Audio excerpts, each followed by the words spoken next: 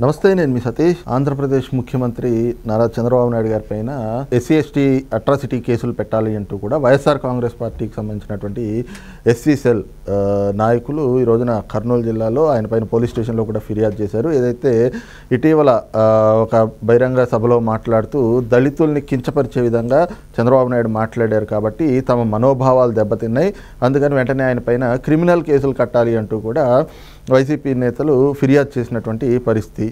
మరి ఈ రోజున ఒక ముఖ్యమంత్రి పైన కేసులు నమోదు చేయాలి అంటూ వైసీపీ నేతలు చేస్తున్నటువంటి ఈ ప్రచారాలను ఎలా చూడాలి అనేటువంటి అంశం మనతో విశ్లేషించేందుకు సీనియర్ జర్నలిస్ట్ డివిఎస్ గారు ఉన్నారు. సార్ నమస్తే. నమస్తే సార్.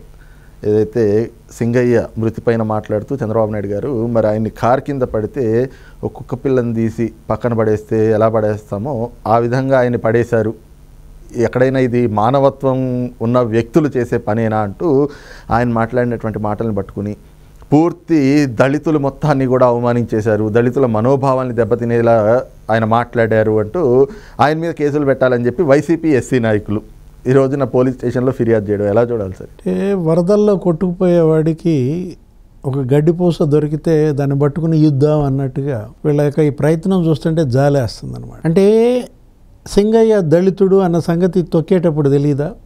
తొక్కిన తర్వాత తెలీదా?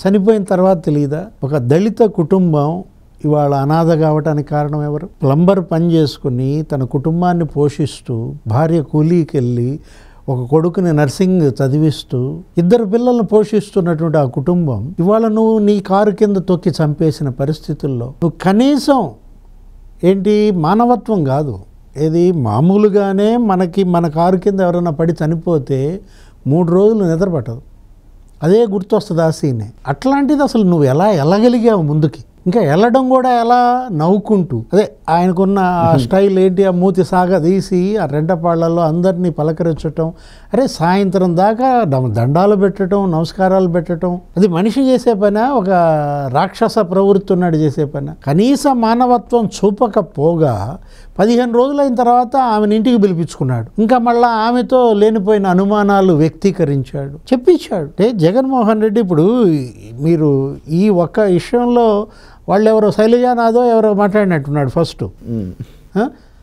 అంటే పీసీసీ అధ్యక్షుడిగా పనిచేశాడు, మంత్రిగా పనిచేశాడు. శైలజానాథ్ చివరికి ఈ స్థాయికి వచ్చాడు అనమాట. ఏదో పోలీస్ స్టేషన్లో కేసులు పెట్టారంటే నాకు నవ్వాలో ఎడవాలో అర్థం కాని పరిస్థితి అనమాట.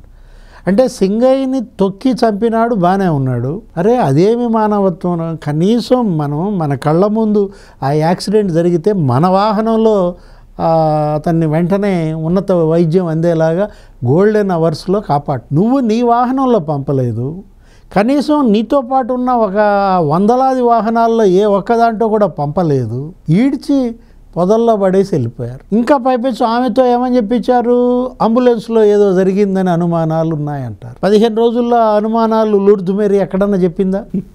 ఇప్పుడు పోలీసులు ఎంతమంది వచ్చారు ఆమె దగ్గరికి? హాస్పిటల్లో పోలీసులు ఉన్నారు, నువ్వు వాంగ్మూలం ఇచ్చావు, నువ్వు దాని మీద సంతకం పెట్టావు. ఎప్పుడు వ్యక్తీకరించిన అనుమానం 15వ రోజు జగన్ని కలిసినాక ఆ మాట అందంటే ఎవరు చెప్పించారు? అంబులెన్స్లో ఏదో జరిగిందని అనుమానాలంటే అంబులెన్స్లో ఎవరున్నారు? పోలీసులు. ఇంకెవరుంటారు? స్టాఫ్. అంటే పోలీసులు చంపారా? అంబులెన్స్ స్టాఫ్ నీ భర్తను చంపారా? ప్రాణాలు పోసేవాళ్ళు, ప్రాణాలు తీసేవాళ్ళు కాదు. ప్రాణాలు తీసినాడు, ప్రాణాలు తీసేవాడు నీతో ఈ విధంగా అబద్ధాలు చెప్పిస్తున్నాడంటే, ఇంకా పైపెచ్చు చంద్రబాబు మీద కేసులు పెట్టిస్తున్నారంటే ఇక అది పరాకాష్ట, పైశాచికత్వానికి పరాకాష్ఠగా చూడాలన్నమాట. అంటే దీని ద్వారా ఏం సాధిద్దామని, ఏం సందేశం ఇద్దామని వాళ్ళ దళిత సమాజం ఇవాళ మిమ్మల్ని నకసిక పర్యంతం స్కాన్ చేస్తుంది. అంటే ఏ దళితుల వల్ల అయితే జగన్మోహన్ రెడ్డి ఓడిపోయాడో ఇప్పుడు దీన్ని అడ్డం పెట్టుకుని మళ్ళా దళితుల ఓట్లు పొందుదామని వీళ్ళని చూస్తే జాలేస్తోంది అన్నది అందుకే అనమాట. ఏది జగన్మోహన్ రెడ్డి 151 సీట్ల నుంచి జగన్మోహన్ రెడ్డి 11కు పడిపోవడానికి కారణం అప్పటి దళితులు. నా ఎస్సీ అన్నాడు, మొత్తం ఎస్సీల భూములన్నీ కబ్జా చేశారు. 13 లక్షల ఎకరాలు కబ్జా చేస్తే అందులో 5 లక్షల ఎకరాలు ఎవరి? ఎస్సీ ఎస్టీలు అంట. ఇప్పుడు దళితులు డాక్టర్ సుధాకర్ మరి నడి రోడ్డు మీద లాఠీ దెబ్బలు కొట్టి ప్రాణాలు తీశారే, ఆ దళిత కుటుంబాన్ని ఏమన్నా పరామర్శించాడా? పిలిపించుకోపోనీ వాళ్ళనన్నా పిలిపించుకోవచ్చు కదా. ఇప్పుడు లూర్దు మేరీని ఎలా అయితే పిలిపించుకున్నావో అప్పుడు డాక్టర్ సుధాకర్ భార్యని తల్లిని ఎందుకని పిలిపించుకోవాలా? అతను ఎవరు? Atchanna, veterinary doctor. చంపారు. ఏది? కడపలో కిరాతకంగా హత్య చేశారు అచ్చెన్నని. పరామర్శించావా? సరే, నువ్వు వెళ్ళి పరామర్శించకపోతే పరామర్శపోయావు, ఆ కుటుంబాన్ని ఇంటికి పిలిపించుకున్నావా? ఇట్లా ఇప్పుడు 10 లక్షలు ఇచ్చావు కదా, వాళ్ళకేమైనా ఇచ్చావా? అప్పుడు అధికారంలో ఉన్నావు, అప్పుడు ముఖ్యమంత్రిగా ఉన్నావు, ప్రభుత్వంతో ₹1,00,00,000 ఇప్పించవచ్చు. ఎవరికి? డాక్టర్ సుధాకర్ కుటుంబానికి కానీ అచ్చెన్న కుటుంబానికి కానీ. అరే, ఎంతమంది ఎస్సీలు చంపారు! అసలు మర్డర్లు ఇక చేయటం కాదు, గ్యాంగ్ రేపులు. నీ నియోజకవర్గంలో నాగమ్మ, ఎస్సీ మహిళ నాగమ్మ, ఏంటది? గ్యాంగ్ రేప్ కాదు, అసలు మర్డర్ కూడా జరిగింది. అంటే అత్యాయత్నం, అత్యాచారం. ఇచ్చావా?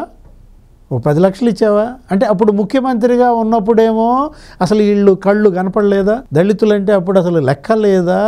ఎలా చూడాలి? అంటే జగన్మోహన్ రెడ్డి ఆ 5 ఏళ్ళు ఇప్పుడు ఈ ప్రతిపక్షంలో ఈ ఏడాది ఒకసారి కంపేర్ చేసుకోండి. అంటే ఇతను ఓట్ల కోసం, ఇతను అధికారం కోసం ఈ విధంగా ఏ పనైనా చేస్తాడనమాట. దేనికైనా తెగిస్తాడు, తిమ్మిని బిమ్మిని చేస్తాడు. కిరాతకంగా హత్య చేసి గుండెపోటు అన్నాడు. తన కారు కింద తొక్కి సింగయ్య చనిపోతే వేరే వాహనం అన్నాడు. లేకపోతే వీడియో బయటపడంగానే ఫేక్ వీడియో, ఏఐ వీడియో అన్నాడు. ఏదైనా చేయగలరు వీళ్ళు ఏదైనా చేయగలరు. ఇప్పుడు ఈవీఎంలు అంటున్నారంట. అంటే ఇవాళ జగన్మోహన్ రెడ్డి ఆయన యొక్క మానసిక పరిస్థితి తెలుస్తుంది. అంటే ఇదే యాత్ర, అంటే ఈ పరామర్శల గురించి గతంలో తన తండ్రి చనిపోయినప్పుడు కాంగ్రెస్ అధిష్టానం ఓదార్పు యాత్రకి అనుమతి ఇవ్వలేదు అన్నప్పుడు, లేదు చనిపోయిన వాళ్ళ దగ్గరికి, వాళ్ళ కుటుంబాలని వాళ్ళ ఇళ్ళకెళ్ళి పరామర్శిస్తేనే అది సత్సంప్రదాయం, లేకపోతే సత్సంప్రదాయం కాదు అని చెప్పేసి ఆ రోజున ఏదో చెప్పారు. ఈ రోజున మళ్ళీ ఈయనే వాళ్ళ ఇంటికి వెళ్ళి పరామర్శించాల్సింది, వాళ్ళనే పిలిపించుకుంటున్న ఈ వైనాన్ని ఎలా చూడాలి? అంటే నేనేం చేస్తే అది సంప్రదాయం, ఇతరులు చేసే సంప్రదాయం నాకెందుకు? ఇప్పుడు ఈ సంప్రదాయం బిగిన్ చేసే, దీన్ని అందరూ చేయండి అమలు.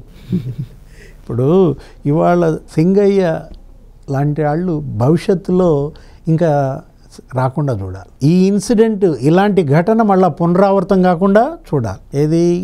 ఇంకా 4 ఏళ్ల సమయం. ఈ 4 ఏళ్లలో ఇంకెంతమంది సింగయ్యలు బలవ్వాలో, ఎంతమంది మరి జయవర్ధన్ రెడ్లు బలవ్వాలో, ఎంతమంది మధులు ప్రాణాలు కోల్పోవాలి. అంటే జగన్మోహన్ రెడ్డి వస్తున్నాడంటే ఇవాళ జనం బితుకు ప్రాణాలు అరచేతిలో పెట్టుకుని బతకాల్సిన పరిస్థితి అన్నమాట. ఇప్పుడు రేపొద్దున అక్కడికి వెళ్తున్నాడంటే, ఎక్కడికి? చిత్తూరు బంగారుపాలెం. ఎవరు కాపాడాలి? భగవంతుడే కాపాడాలి. బంగారుపాలెం పర్యటన ప్రశాంతంగా జరిగేలాగా భగవంతుడు చల్లగా చూడాలని కోరుకుందాం. Thank you.